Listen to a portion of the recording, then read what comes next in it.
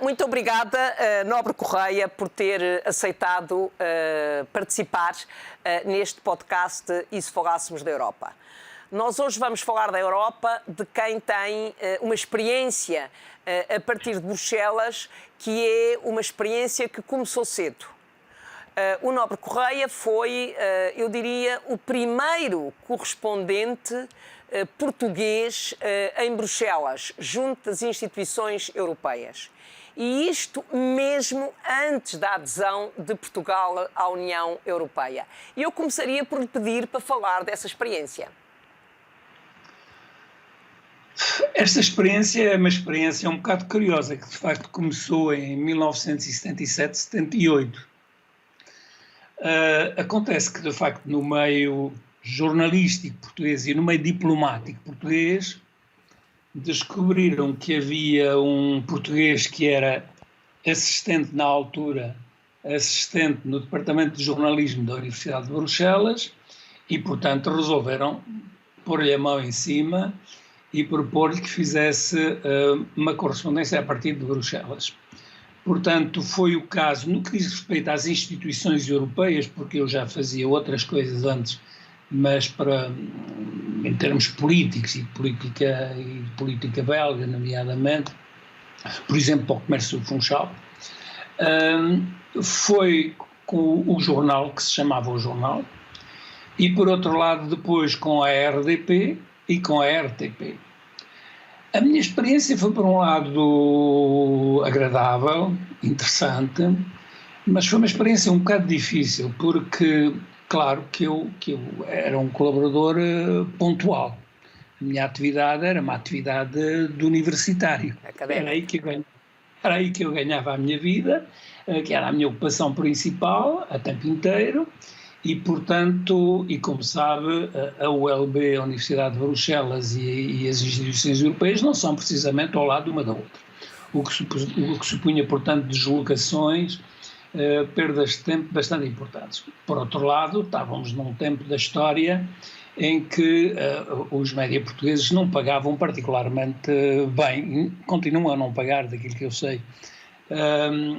Por outro lado, havia outro problema mais pessoal, para além da distância em relação às instituições, distância geográfica. Eu tinha problemas de expressão em português. Isto é curioso a dizer, eu sei que é curioso a dizer, mas eu suponho que a senhora deputada compreende isso melhor, dada o seu estatuto, precisamente. Mas sabe que eu tenho falado com muitas pessoas neste podcast, pessoas que estão ligadas à comunidade portuguesa e que já vivem na Bélgica há muitos anos e que deixam escapar frequentemente expressões francesas por terem dificuldade de usar as expressões portuguesas. Sim, mas a minha situação era um bocado particular, na medida em que eu muito rapidamente, chegando a Bruxelas no fim de 1966, muito rapidamente comecei a viver com belgas. Depois do 25, claro que conhecia muitos portugueses na Universidade em Bruxelas. Havia assim mesas onde, no restaurante da Universidade, na cantina, onde se só falava português, mas depois do 25 de Abril essa gente voltou a Portugal e ficaram lá muito poucos. Portanto, eram sobretudo imigrados políticos. No meu caso eram, quer dizer, imigrados políticos ou imigrados intelectuais, pessoas que de uma maneira ou de outra quiseram estudar no estrangeiro e sobretudo recusavam a guerra colonial e recusavam a situação de ditadura que havia em Portugal. Portanto, a partir de 74, 75, 76, aquilo passou, a Universidade de Bruxelas passou a ser um deserto em matéria de portugueses. E, portanto, eu passava dias e dias e dias sem falar português. E mesmo telefonando à família, ainda estamos no tempo que as comunicações telefónicas eram difíceis e dispendiosas e, portanto, telefonava-se raramente e telefonava-se muito rapidamente. A mãe, como é que está a saúde e pouco mais ia além disso. Não é? As pessoas às vezes esquecem-se que o que nós estamos a fazer neste momento, por exemplo, pura e simplesmente não existia. Eu telefonei para Portugal pela primeira vez, já estava praticamente há um ano em Bruxelas. E tive que ir à Gare d'Etterbeek pedir o número de telefone, ficar um tempo infinito à espera que a ligação fosse feita e depois pagar uma fortuna por aquele telefonema que dei para casa. Bom, portanto, o problema comigo em relação ao português era a perda de vocabulário, sobretudo, ou utilizações de expressões que não eram correntes em português. Eu lembro-me bem de ter vindo a Lisboa, já depois do 25B, e falar de frutos do mar, e as pessoas olharem para mim, les fruits de mer, os frutos do mar, não, em português disse marisco. Pois, eu sabia que se dizia marisco, mas tinha completamente esquecido. Não é? Bom, para voltar ao nosso assunto, portanto, isto punha-me um problema na minha escrita pós-jornais, não. Nas minhas intervenções para a RDP também não, porque era um texto preparado de antemão e lido, pronunciado ao telefone na altura. Para a televisão já me punha um problema, porque a pessoa, e claro não havia o desfilante, o prompteur, como se diz em francês, com o texto, e portanto eu tinha que aprender o texto de cor. E aprender um texto de cor, quando não se tem uma facilidade de expressão em termos terminológicos, é um bocado complicado. Portanto, a minha experiência é muito, por um lado, interessante e ao mesmo tempo difícil e contraditória. E o que era nessa altura explicar a Europa, explicar a Comunidade Económica Europeia aos portugueses? O que era explicar? Bom, era feito, digamos, a partir do que diziam jornais belgas, franceses e ingleses. Ingleses, quer dizer, concretamente o Guardian e depois, a partir de certa altura, o Financial Times. Mas a partir da conferência de imprensa que havia todos os dias ao meio-dia. Exato, e continua a haver, exatamente. E que na altura era o Paul Cerf luxemburguês que fazia isso, para quem a filha depois veio ser minha aluna. Portanto, era feito a partir daí, ou quando havia uma visita, geralmente de ministro, que ia lá para negociar não sei o quê. A adesão? Vinha negociar a adesão? Não, mas quando eu digo sobre tal ou tal aspecto, quer dizer, concreto, e depois passou a haver uma delegação que na altura até era ali em frente da Catedral São Michel, na altura a delegação portuguesa.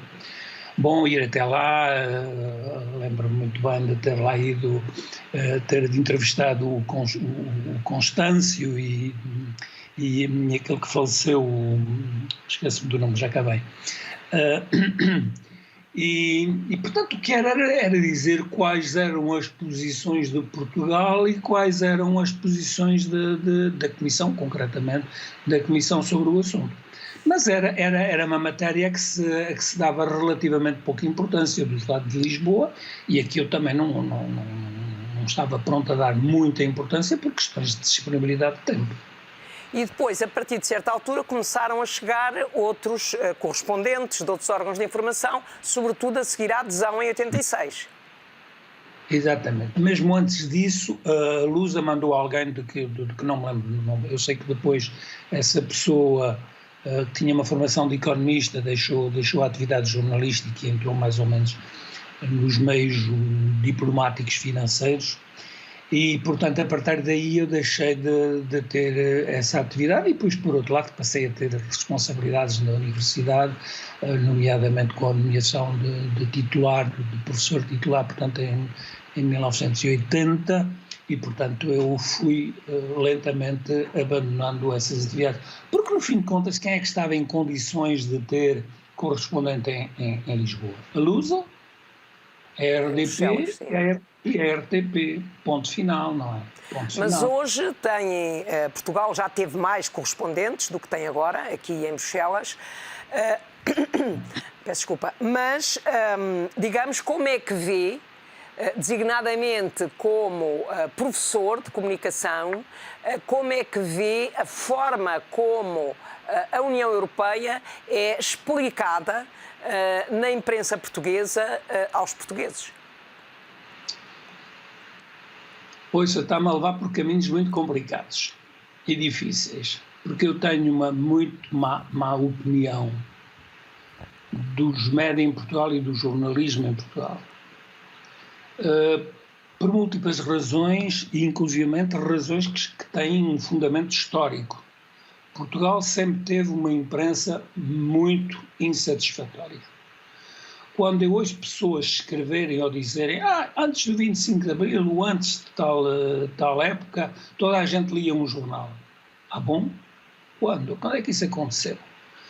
Quando o grande jornal O Século e o Diário de Notícias, no fim do século XIX, tinham apenas 100, 110, 120 mil exemplares, quando os jornais franceses na altura, certo, há um problema demográfico, havia em Paris 4 diários que ultrapassavam 4 milhões de exemplares, 2 deles com praticamente 2 milhões cada um deles. Bom, quando na Bélgica, que é o país que as pessoas não têm consciência disso, a Bélgica, a Suíça, a Áustria, são países que não têm, se ouse dizer, uma língua própria. E como não têm língua própria, quer dizer que o cidadão belga francófono, pegamos nesse exemplo, pode ler jornais belgas, ouvir a televisão belga, ou pode ler jornais franceses e ouvir a rádio e a televisão francesa. O que não acontece em Portugal. Portugal tem uma língua própria e, de facto, não há um número importante, suficientemente importante, de dizer leem jornais espanhóis, ouvem a rádio espanhola. Falo da Espanha porque é o país que está ao lado. Ora, apesar desta situação que faz que hoje Portugal tem 10 milhões de habitantes, 10, 11, e que a Bélgica francófona tem 4 milhões de habitantes, para dar uma ideia da proporção, no fim do século XIX havia diários na Bélgica que tinham muitíssimos mais exemplares do que em Portugal, por exemplo. Ou quando eu vim da Bélgica, ainda há 10 anos, ainda não havia a grande explosão da internet, havia diários com 200 e 300 mil exemplares. Quando em Portugal há longuíssimos anos que não há nenhum jornal que tenha 100 mil exemplares, para uma população que, portanto, é 2,5 vezes. Mas como é que vê a forma... A consequência disto é que, de facto, as tiragens são pequenas e as receitas, portanto, dos jornais são pequenas.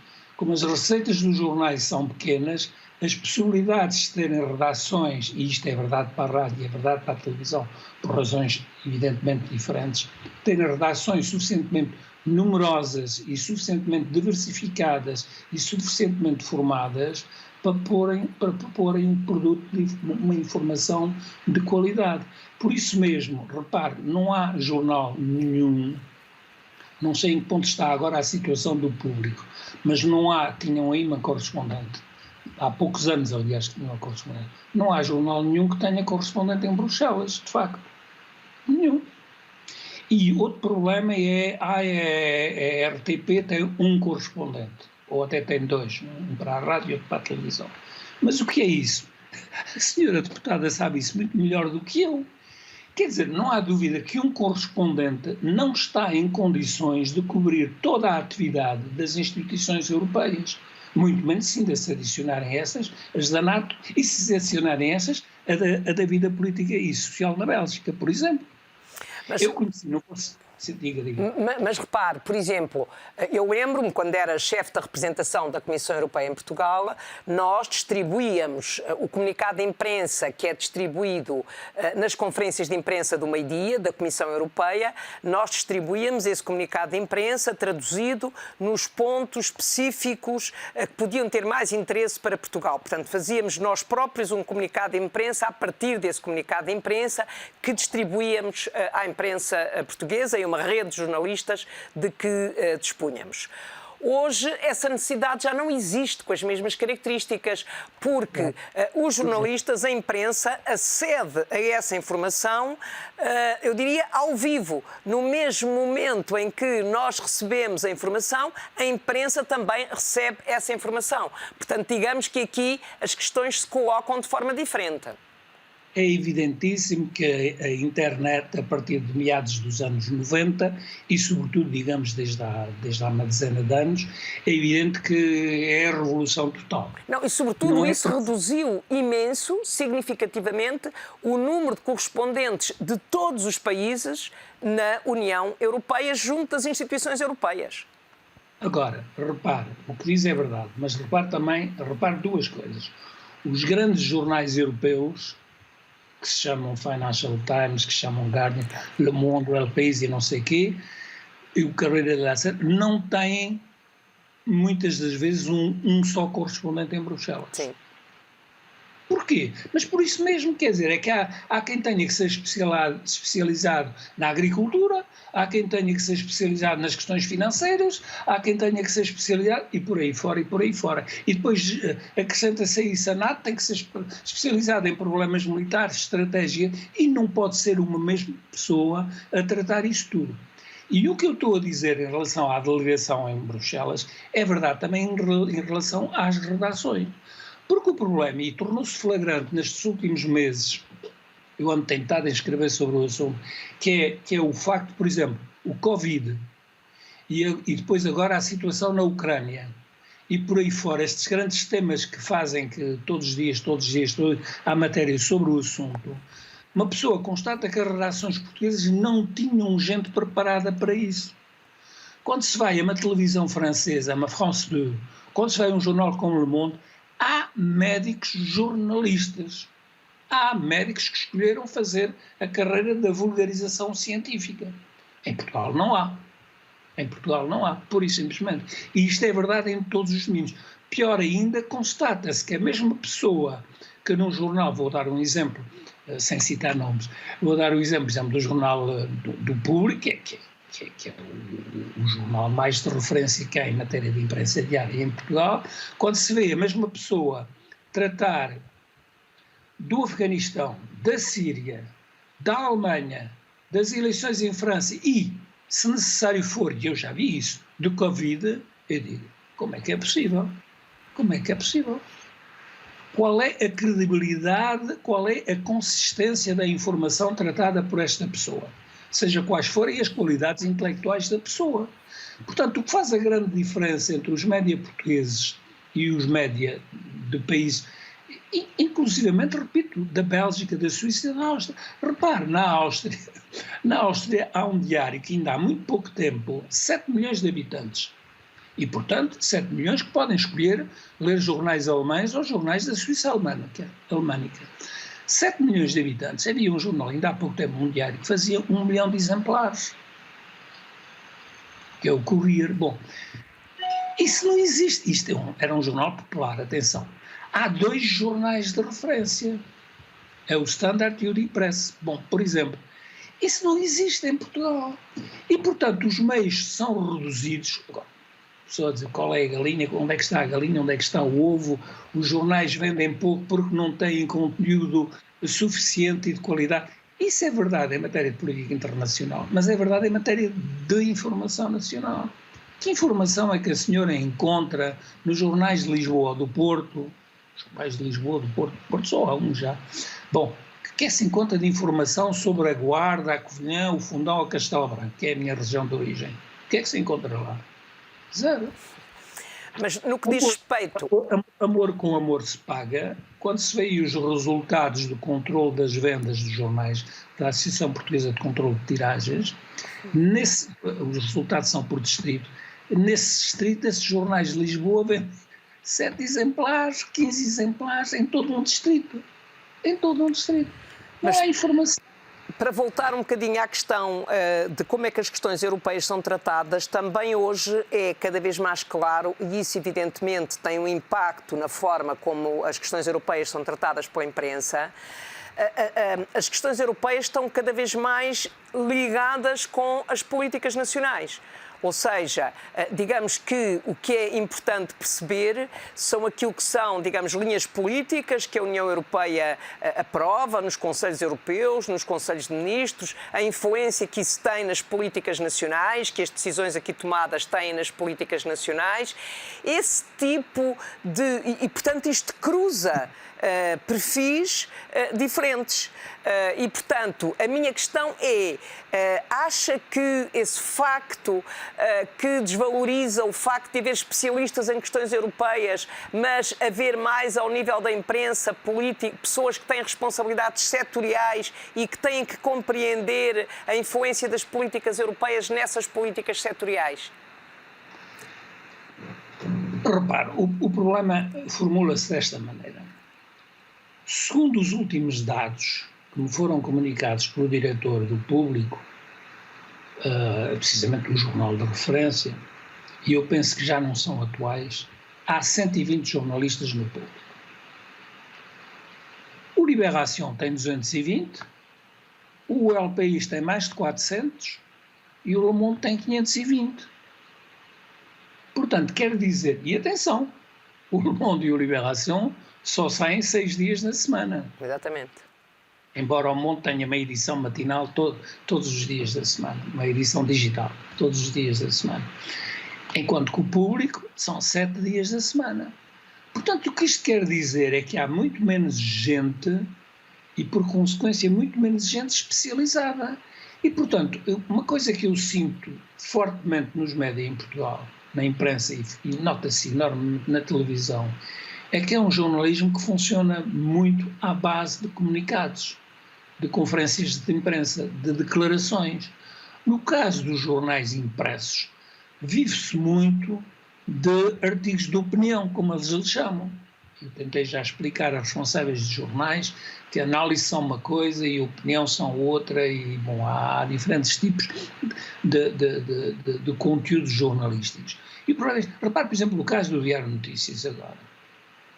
O Diário de Notícias não só são aparentemente apenas 30 jornalistas a fazer um diário 7 dias na semana, como, por outro lado, se vir o conteúdo do Diário de Notícias, uma boa parte são colunas de opinião, feitas por gente do exterior. Eu estou convencidíssimo, não tenho prova nenhuma daquilo que vou dizer, são artigos feitos pura e simplesmente de maneira gratuita.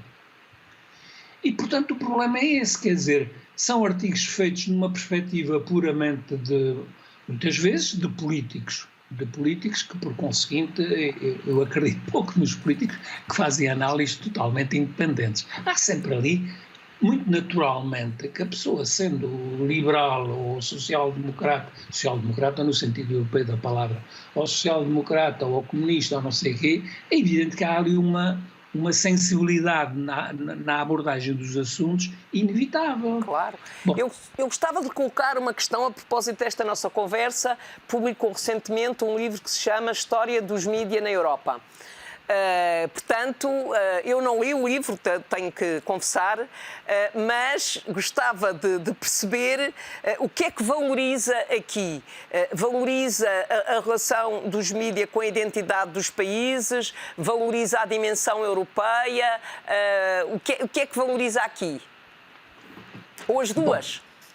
Bom, eu que tentei com esse livro que retoma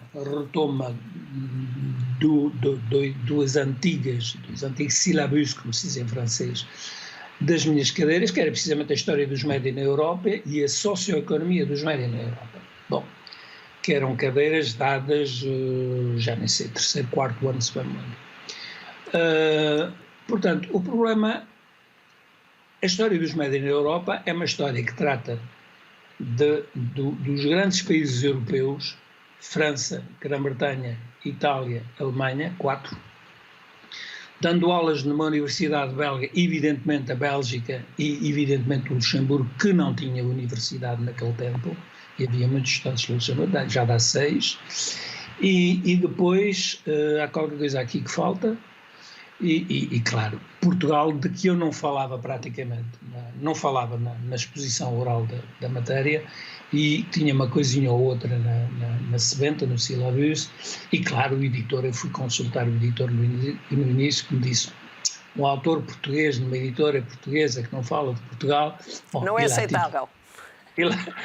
Não era comercialmente muito indicável, e portanto lá tive eu que me pôr à história em Portugal. Não, portanto, o que há de interessante neste livro, falo agora numa perspectiva puramente, não digo que é a realidade, mas é aquilo que eu penso, que é que são as paisagens mediáticas de cada um destes países é o fruto de uma evolução histórica destes países. É evidente que o sistema mediático alemão, que a meu ver é o mais plural e o mais diversificado da Europa, é completamente diferente do sistema, pegamos um bocado no outro extremo, do sistema italiano. Porque são histórias políticas, histórias económicas e histórias culturais diferentes que produziram, por consequência, realidades diferentes. É evidente que a Alemanha é, desde sempre, um país extremamente descentralizado. Extremamente, vamos utilizar uma palavra que não é muito adequada, extremamente regionalizado. Porquê? Até porque a Alemanha e a Itália precisamente só se unificaram na segunda metade do século XIX. E, portanto, todas aquelas tradições que havia de ducados, de principados e de grandes cidades com as suas especificidades, mantiveram-se. E é o caso também na Itália. É evidente que a imprensa que foi produzida pelos meios industriais nascentes em Milão, no século XIX, e o grande exemplo é o Corriere della Sera, que foi precisamente criado nos meios industriais, é totalmente diferente da imprensa que nasceu em Nápoles, que era o grande reino de Nápoles, mas com uma tradição cultural totalmente diferente. E, portanto, é interessante ver que, precisamente, os médias são extremamente descentralizados na Alemanha, são bastante, menos em televisão agora, mas apesar de tudo, na Itália. Também o são, é interessante, no caso espanhol.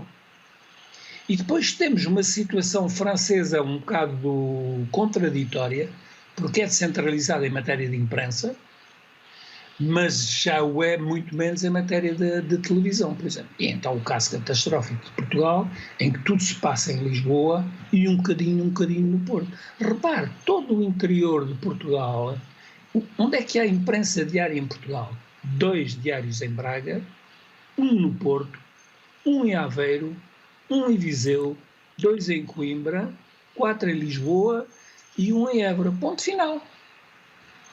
E me diz, mas não há apenas a imprensa diária em Portugal. Pois está bem, mas onde é que há semanários de audiência nacional no interior de Portugal? Não há. Em lado nenhum, fora de Lisboa, não há. O Expresso, o Sol, agora o Tal e Qual, a Visão, o Sábado, tudo isso é de Lisboa. E é verdade em matéria de rádio também. E em televisão tem o Porto Canal, uma coisinha pequena.